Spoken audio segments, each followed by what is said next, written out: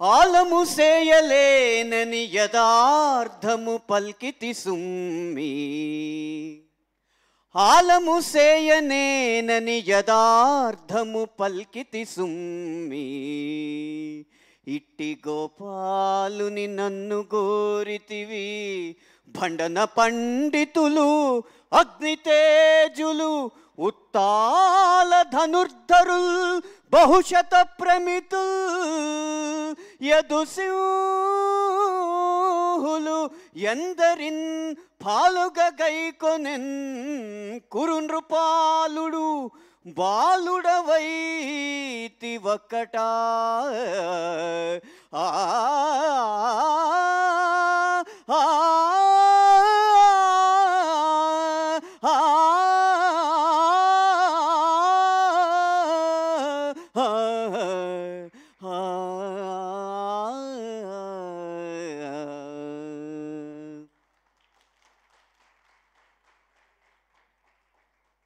బాలనటుడిగా 30 సంవత్సరాల క్రితం శ్రీకృష్ణ రాయభారం అన్న నాటకంలో పాడిన పద్యం.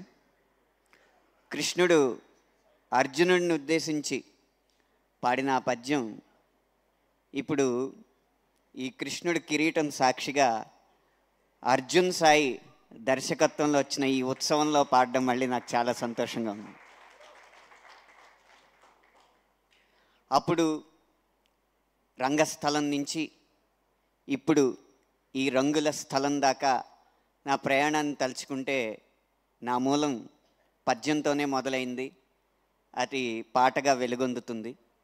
నా పాటలో ఉన్న పదాలకి స్ఫూర్తి పద్యం, ఆ పద్యం రంగస్థలం నుంచే వచ్చింది.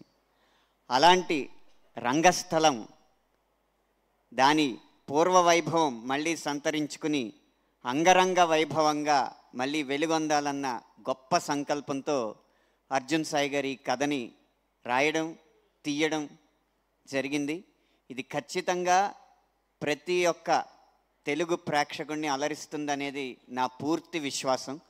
కారణం ఏంటంటే అర్జున్ సాయి గారికి ఉన్న 2 కళ్ళలో ఒక కన్ను కరుణ రసాన్ని ఒలికించిన మరో కన్ను హాస్యరసాన్ని చిలికిస్తుంది. కాబట్టి ఈ సినిమా ఆద్యంతం మిమ్మల్ని వినోదంలో ముంచెత్తుతూనే గొప్ప అనుభూతిని కలిగిస్తుందని నాకు ఆత్మవిశ్వాసం ఈ సినిమా మీద ఉంది. 2.5 గంటలు మీరు కదలకుండా ఈ సినిమాని చూసి ఎన్నో జ్ఞాపకాలతో, ఎన్నో అనుభూతులతో, భావోద్వేగాలతో మీ ఇళ్ళకి వెళతారనేది నా నమ్మకం. అయితే సినిమా నటుల జీవితం మీద, నాటకాల మీద తీసినా కూడా అప్పటి నాటక రంగం ఇప్పుడు ఇంత వైభవం ఎందుకు సంపాదించలేకపోతుంది అనడానికి చిన్న కారణం.